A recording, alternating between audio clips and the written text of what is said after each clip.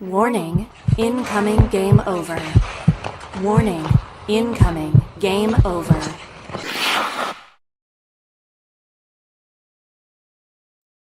I was muted for a sec. Hello, everybody. Welcome to Game Over Vancouver. My name is Kaja Antic, and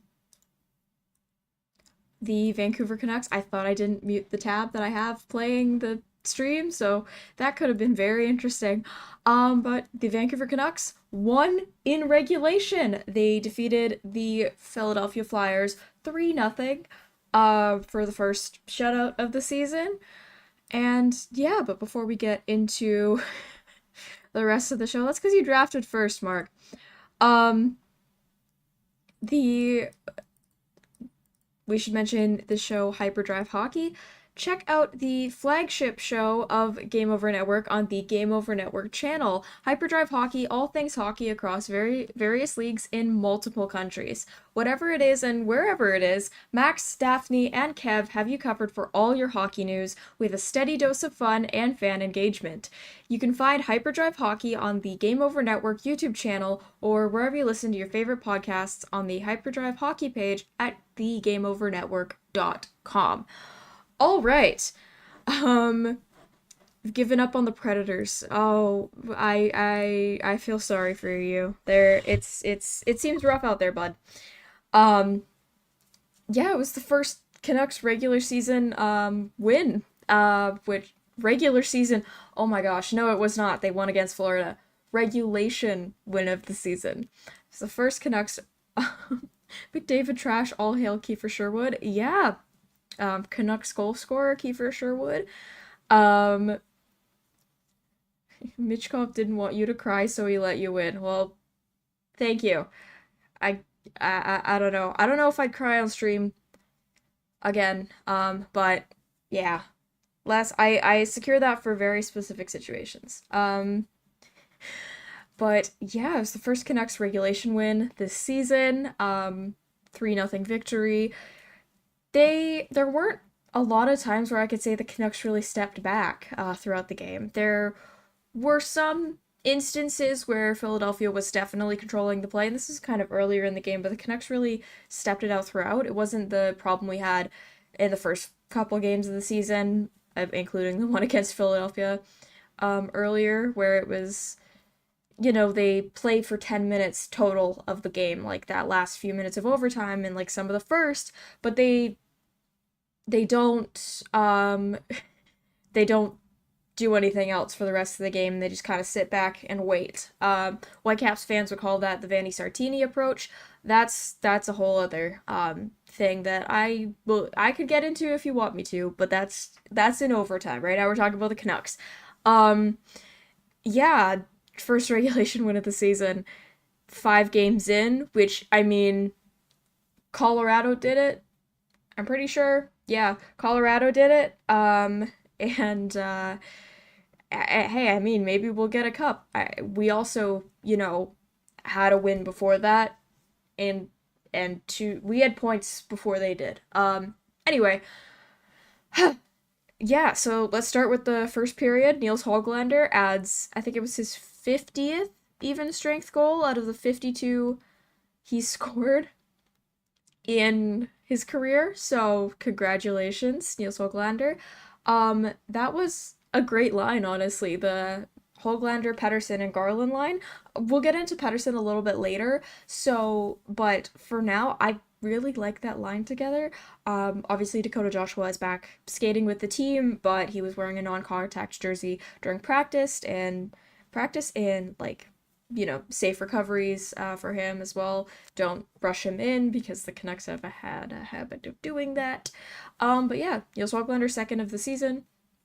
Elias Pettersson, Connor Garland, it was a great play. But it was an even better play in the second period, where it was Jake DeBrusk behind the net, passes to Tyler Myers, who's skating in front of the net. 5'5"? No, 6 foot a million Tyler Myers skating past the front of the net, backhand pass to Brock Besser, who caps it in. Tyler Myers in his 1000th game, he needs to he gets that point. We'll talk a bit about the Chaos Draft affectionate in a bit. But yeah, he gets the assist. Jake DeBrusk is his fourth assist as a Canuck so far, so he's definitely, I have a feeling he's going to make that contract look like a steal during his time here. And it was Brock Besser's third of the season, which means I don't think I got a point in a fantasy league I'm in because I picked Garland to play instead. Anyway, um, like less than a minute later, so 50 seconds later, off the face-off, I don't know what Philadelphia was looking for here. It looked like they were trying to investigate it. They obviously didn't do a good job because it didn't turn out well. Anyway, Kiefer Sherwood gets his first as a Canuck. Teddy Bluger gets his first assist of the season. Right off the face-off, goes from Teddy Bluger to Kiefer Sherwood. Immediately goes in the net. And Philadelphia, they're not nice to the opposing team, and they're not nice to their own team either. They were not happy. It's their fourth straight loss. It's the win against us. I was like, who did they win? Oh yeah, shootout. Because that's still a thing in 2024. Yeah, they have not been doing well. Let's just say that. So they were upset with the Hoglander goal because they thought a penalty should have been called earlier in the game, or earlier in that play, rather. And they score, obviously, to make it 1-0. That's for the Hoglander goal. And just overall, I was really impressed with that line tonight, because, I don't know, I feel like we're always searching for who's going to be Patterson's winger. And I feel that Hoglander's, he's making a name for himself. He gets into squeaky areas. He's a little bit of a pest. So is Garland. They're basically just the same on just different wings. And I feel like it's like when you say you have a guard dog, but the guard dogs are true Chihuahuas.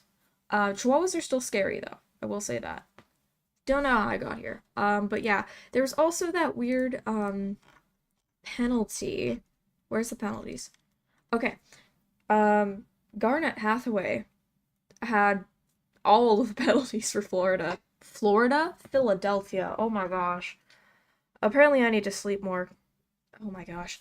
Garnet Hathaway, have yourself a night in the penalty box. He should have just taken a pillow in there and just had a nap. Cause he was camping there. High sticking against Miller, tripping against Brock Besser, and then I need to sneeze.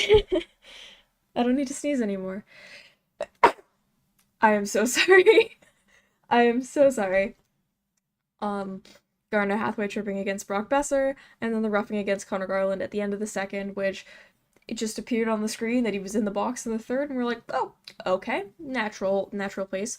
Elias Pettersson, before he got, his point, before he got all that stuff, before he got some of the pressure off of him, he took a tripping penalty against Ryan Paling, who at one point was trying to square up with Vinny Desharnais, which was just hilarious to watch. He's like pushing him, he's looking up. It was really funny. I'll say that. And then there's also Kiefer Sherwood got a penalty, but Canucks killed it. That was in the third, and then Brock Besser, the high-sticking double minor against Garnet Hathaway, which I didn't know they were allowed to review that now. I thought it was just if it was a major that they could review it, but I guess, I mean, Hathaway was literally bleeding. If you didn't see what happened, Garnet Hathaway reaches his stick into Besser's skates. Besser trips. His own stick comes up and hits Hathaway in the face, and Hathaway gets a bloody chin. In this situation, technically because it was not a follow-through, Besser gets the penalty, and since there was blood, he gets a double minor. And Garnet Hathaway, who initially caused the chain reaction, gets 2 minutes. I guess that makes sense, but they didn't notice the high sticking. I mean, obviously they had the blood on his face, but they didn't really notice the high sticking penalty itself until they went and they reviewed the play that had happened. I didn't know that they were able to review minors. I review minor penalties, but I guess they can now. There's just been a lot of new stuff in the NHL that I don't really understand. Like there's no more NHL awards. Uh, yeah, I don't know. Uh, That's another thing that came out tonight, and they're instead going to try and create viral moments. I think that probably some of those people out in Manhattan think that Vine is still around. Anyway, um, Avery from Game Over Edmonton says Canucks said we want almost every player in the league that's nearly 7 feet on skates. Well, we lost Zadorov, so that took a hit. Mm. But yeah, Desharnais, that was a surprise signing. I think we took people that like made us mad during the playoffs. Obviously Kiefer Sherwood, he was really good in that Nashville series, and then Vincent Desharnais, obviously a former Oiler.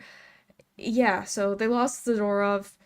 They needed somebody to fill in that void, and they took a different guy, um, who was very, very large. um, one more thing. Actually, a couple more things. Niels Hoglander deserves. I don't know. I think he should be on the power play. Um, that's just me saying that.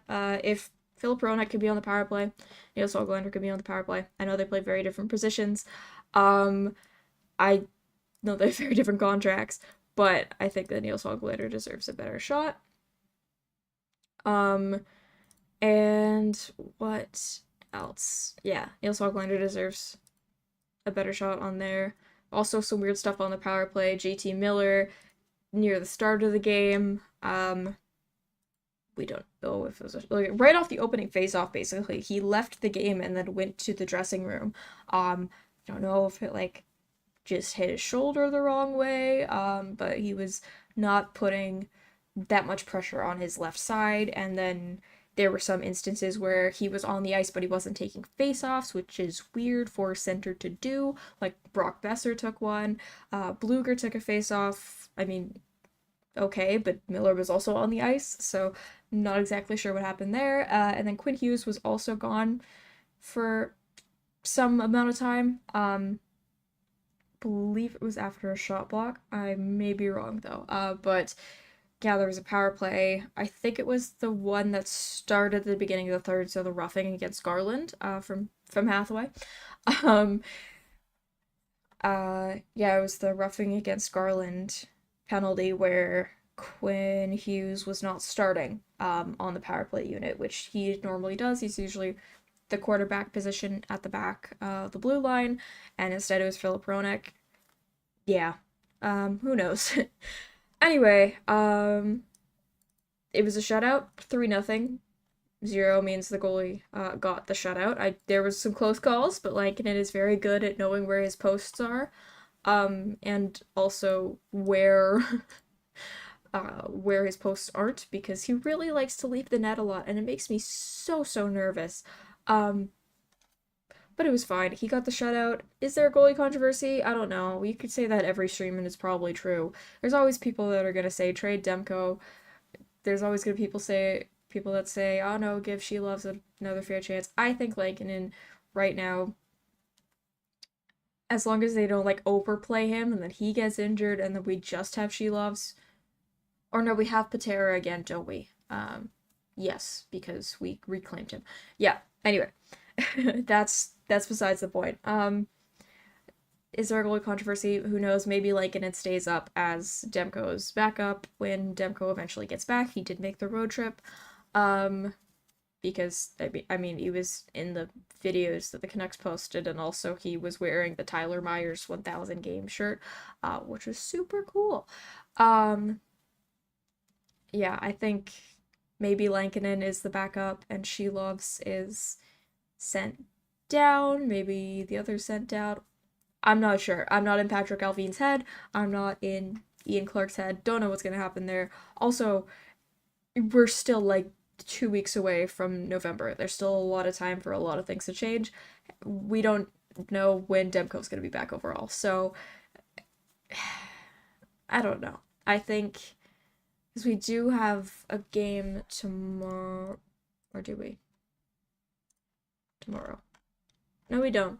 Why did I think we have a game tomorrow? Whoa, whoa. Play again on, yeah, Monday against the Blackhawks. I think She Loves would be in that game. How does Nick Foligno have more goals than any of the Canucks right now?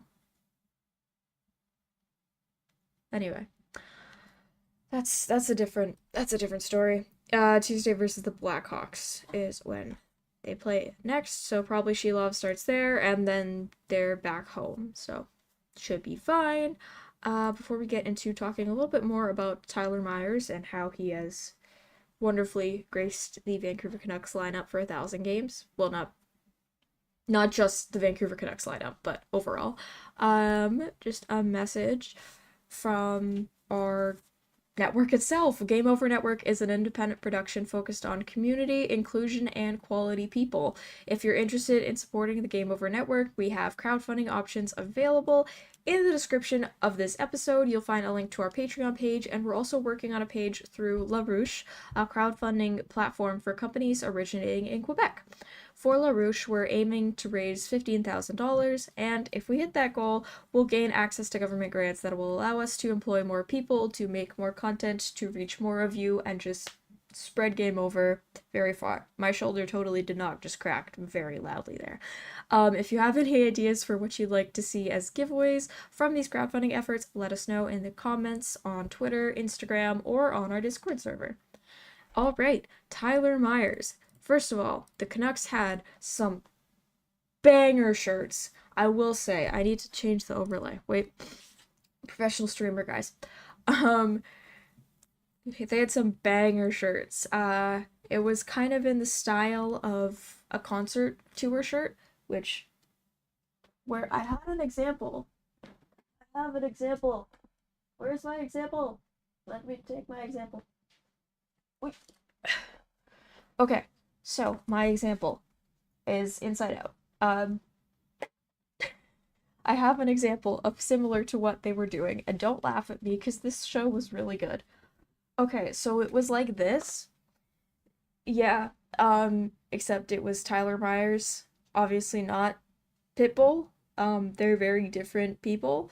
Um, and then on the back it was, instead of cities and everything, it was all the different arenas he played at, or like the home arenas for the teams. So it was Buffalo, Buffalo's other arena, Winnipeg, Winnipeg's arena when they added Bell to the name, and then it was Rogers Arena. So they had all that. Oh, actually, that did perfectly. They had all that on a shirt. All the players walked into the game wearing those. I thought it was a really cool idea. They had that again for Miller's 800th game, I think, last season. They had shirts kind of like that. I'm pretty sure it was Miller's. Please, Vancouver Canucks, please make these shirts and sell them. Please. Like, I physically want to have a shirt that just has Tyler Myers on the front. Like, that's all I want in life. I'll be completely happy. Yeah, Van Blaze, please set it up. If you can set up the She Loves Eastern European clubbing shirt, I'm allowed to call it that, then please give us this. Anyway, Tyler Myers was also, they said on the broadcast, I believe, he's the second ever Canuck to score a point in his 1,000th game. So, congratulations to him. Of course, he got that assist on the Brock Besser goal. He got the primary assist because, he did the backhand pass to Brock Besser. And yeah, congratulations to him on 1,000 games. Former Calder winner. Recently signed an extension, which a lot of people were somewhat critical of. I don't know. I thought it was pretty decent, considering he hasn't been terrible for the Canucks. I mean, he's been terrible at times. We can have a lot of conversations about what we were saying last year about him, early last year, around the same time. But I don't know. I think it was more tied to the fact that we were paying $6 million for him per year, and that was like a hefty part of the Canucks cap.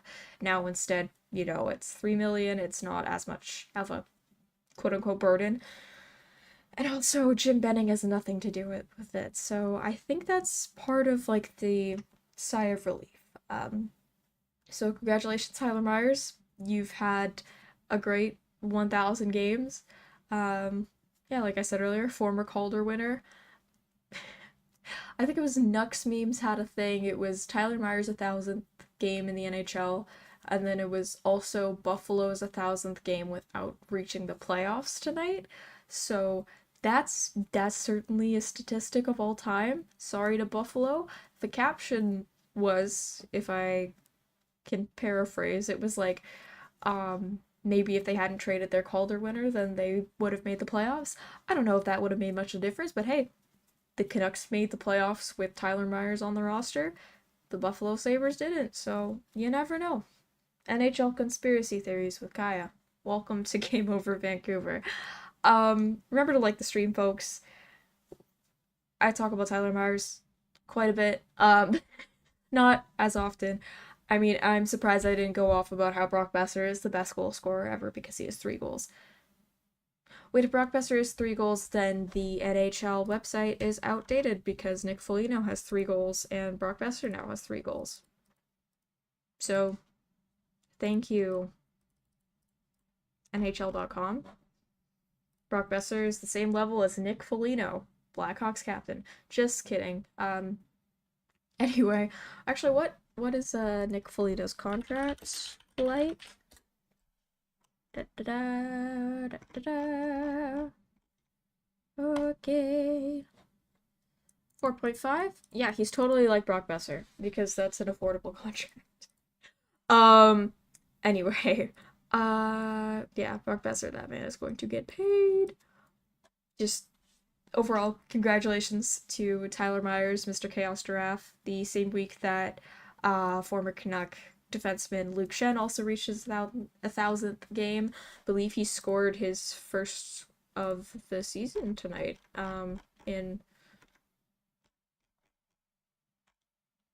Is today not Saturday? It is. So why can I not see? Where's the Predator? Yeah, he scored his first goal of the season. Congratulations to Luke Shen. It's not a Kaya stream if I don't bring up Luke Shen. So, the same week, former teammates with the Kelowna Rockets in the WHL. Yeah, just congratulations all around. Teddy Bluger, first assist of the season. Kiefer Sherwood, first goal as a Canuck. And Tyler Myers is the first point of the season. All right. Now, before we get into talking a little bit more about Elias Pettersson and just how there's just so much discourse going on. Game Over has you covered after the game, but in order to get ready to watch the Canucks, you've got to get your game on, too. Game On Vancouver is a short-form daily news podcast covering everything you need to know about the Vancouver Canucks.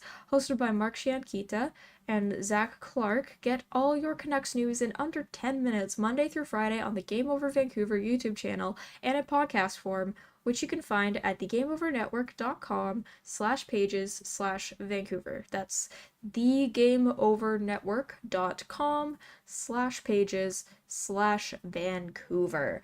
And you may say, well, I don't see a lot of these videos. We are still working on it. And yeah, we're still working on it. We have some videos up for you already for Game On and some podcasts as well.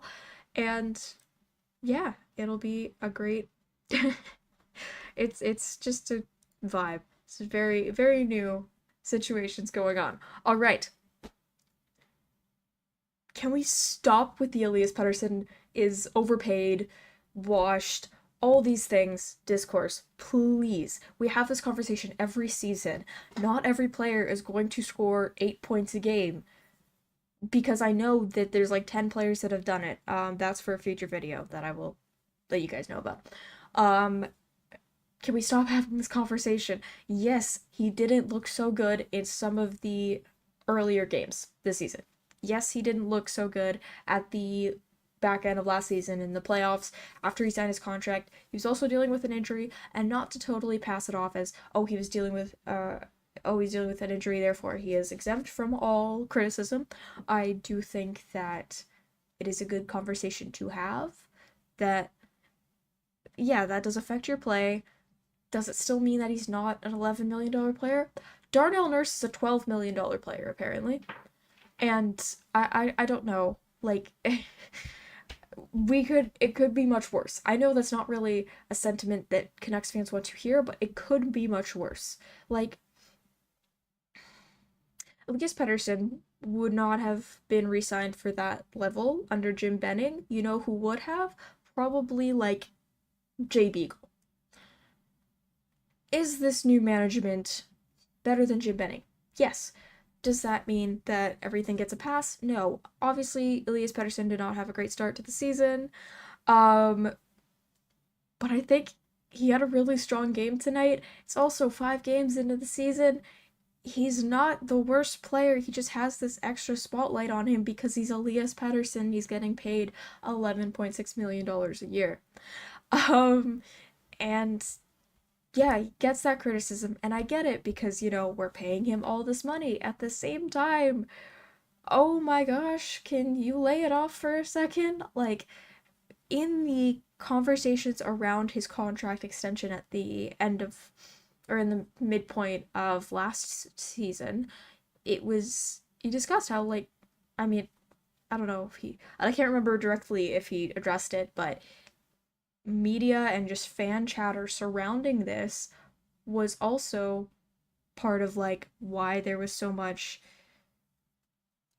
discourse surrounding, and, like, the team wasn't playing that well, so he had to get this contract done and to get them back on the right track for playoffs, and eventually they won the division. I'm not saying that that was the only reason why, but there's just too much noise, and it's not like they're completely immune to it. I mean, I've Googled my name. Like, it's just, can we just stop for like 5 minutes? He's getting paid lots. He's recovering from tendonitis, which sucks. It sucks. Having pain when you're just a regular, normal citizen that just kind of shows up and that kind of shows up whenever, like, that sucks. It sucks when you're a regular citizen. I know, I get that a lot. When you're a professional athlete, that is an additive to that stress of being in the playoffs, of being in a giant Canadian market, of being all this. So can we stop with the Pettersson is washed, horrible, bad contract? I get it. You can criticize certain things in a player's play. You can criticize the money he's receiving for certain things. You are free. Freedom of expression is the actual freedom in Canada. It's not freedom of speech, it's freedom of expression. For all the BC voters out there, because the polls are closing in 27 minutes, because that's also happening tonight, because everything is. Can we just stop, please, with hating on Elias Pettersson just because he's making $11.6 million? Like, I get it. That's a lot of money. In Vancouver, that's 2 houses. Everyone slumps, it's fine. Yeah, you know what? I'm getting 36% in a class right now. Everyone has slumps. It's a little bit different because I'm not, getting paid millions, but at the same time, just stop. He had a good game tonight. He's had some really good chances, some amazing shifts with Garland and Hoglander. We could see that for the future. Maybe Garland gets put back with Joshua when he's healthy and Bluger, and they have that amazing chemistry as they did last year. Maybe they don't. Maybe Garland stays with Hoglander and Pettersson, and everyone's happy. Can we just stop? I feel like if we stopped talking about Elias Pettersson this much, we would reach some more peace as Canucks fans, because a lot of Canucks fans live in Vancouver. There's a lot of wow going on in this region already. We don't need to add a negativity of Swedish hockey player bad. We don't need to think about that. You know what? Move on with your day. Like, anyway, that's yeah. Like, there's a whole mental aspect, and people will say, "Oh, hockey players need to be tough. Hockey players need to be this, that, and that, and that, and that." Well, you know what? No, that's a toxic mindset. It's it's outdated. It's not true. Hockey players have been affected by a lot of this stuff, and because they portray it as this, they had that whole marketing campaign where it was like no drama, all hockey. Hockey is mostly drama. Travis Konechny was cross-checking Quinn Hughes for no reason because he's Travis Konechny. It's all drama. It's all played up. It and we're focusing, we have the spotlight on this one guy. And you know what? I'll say some other players wouldn't have a great night, but they won't have the spotlight on them because they're not a name. Their name does not generate as much attention in the general space. It's like Mitch Marner for Toronto. We're turning him into the Mitch Marner of Vancouver, and we don't want to do that, okay? So this feels kind of like that one video from the playoffs last year where they were like, Casey, lock in about DeSmith. At this point, I kind of feel like that, except it's the Vancouver fan base that I'm speaking to. Please just chill for once in your life, climb a mountain or something, go to the water. It's probably outside your house because everywhere's flooding right now. Yeah, just chill out. We could leave it alone. He looks great with Höglander and Garland. We play Chicago in a few days. Everything is fine. If Elias Pettersson does not score 50 goals in 3 games, that does not mean the world will stop turning.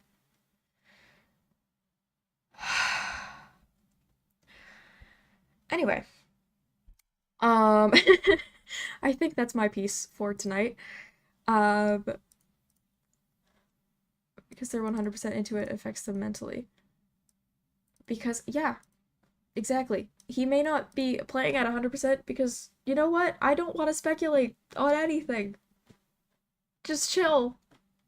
Like, he might still be dealing with an injury. He might be, like, his shot might not be there like it wasn't a couple years ago and that didn't really kick in. Go do the grouse grind and have some white spot. Yeah, go eat a burger that's probably overcooked and undercooked at the same time. Go do that. Go. I don't know what people do in Vancouver for touristy things. Uh, Go take the SkyTrain. Go on the sea bus. If they're still running, I don't know. I know the wind's really nasty outside. Yeah. Just calm down. Which I mean, I should probably be saying to myself. Anyway, before we get into the last little bit, please hit that like, and also comment in the chat. We're gonna have some discussion here about quite literally anything. Like, quite literally anything. It's the BC election tonight. There's an atmospheric river. Like, everything is flooded in Metro Vancouver. It's a great time. So sound off in the chat, like the video, and I'm gonna tell you about Game Over Network merch that we really have. I don't have it yet because, of course, Vancouver has to be shut off from the rest of the country right when this happened. Where I'm actually wearing a merch of Louis Tomlinson, former One Direction member. That's just because I really like this hoodie. It's not relevant to this anyway. What better way to support something you love than by rocking it as clothing? Game Over's apparel line has been dropped with 3 unique designs. Let me show you. Whether you feel the nostalgic pull of our retro skater design, want to make a statement with our established design, which is currently on sale, and want to wear your love for goalies proudly with our live and die by the goalie design, or if you just need another coffee to get through the winter, we also have mugs. Um, we have you covered. Designed by Brady Chalice from Game Over Winnipeg. Use the QR code. Oh, I forgot to set that up. There we go. Use the QR code on stream now and take a look through our apparel store and help us rebuild local sports media in Canada while repping your community. You can find those at thegameovernetwork.com, where you can find basically all the information under the sun about Game Over Vancouver, and just the Game Over Network overall. So yeah, check out thegameovernetwork.com. Okay. Is EA Canada Avery from Game Over Vancouver? Is EA Canada still standing? Are the flood crews making sure it's operational in Burnaby right now? I don't know. I just know I braved the weather for like an hour today and it was awful. Because, I decided to make a tattoo appointment and then forgot about weather patterns. So yeah, I have a new tattoo. It's on the back of my neck. I'm not gonna get up and show you because also like I'd have to move like 3 pounds of hair, so I don't really want to do that. Yeah, I don't know. I just know I heard on the radio that like, oh yeah, they're closing the Willingdon exit. The Gallardi exit at some point is flooded. Like it was a mess. It sounded like a mess. And I don't know what Gallardi exit was covered. The eastbound on-ramp absolutely sucks. I wouldn't be surprised if it was that one, because that one, like a little bit of rain will flood that one. And it's also very short. This is a direct complaint to the BC Highways system, BC Ministry of Transportation. Please fix that on-ramp. Yeah, that's my piece. Are flood crews making sure it's operational in Burnaby right now? Yeah, I would hope so. I don't know. I just know a lot of Highway 1 was affected through Burnaby. There was a lot of flooding in North Vancouver, West Vancouver, Vancouver, Surrey, everywhere. There was one of the main streets through Surrey, if you're familiar with Surrey, listeners and watchers. 152nd Street, which runs basically from the highway, like Highway 1 coming into Surrey, comes into Guildford, and it goes straight from there all the way down to White Rock, which is technically not Surrey anymore, but it goes all the way through. And a main section of it was flooded, like completely, like almost at the like mid-height traffic light for pedestrians. It was a wild photo to see. Um, didn't know about the 152nd flood till I got there.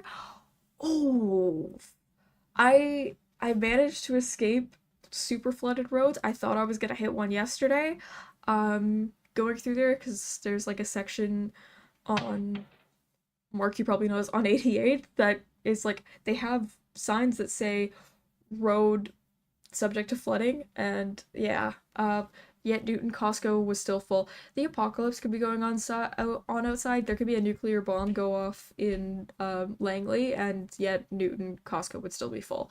Um, I think the last time I was there, I was like 11, and there was a giant, like hundreds of birds migrating, and that's my memory of the Newton Costco. Every time else, it's just been go the other way. I don't know.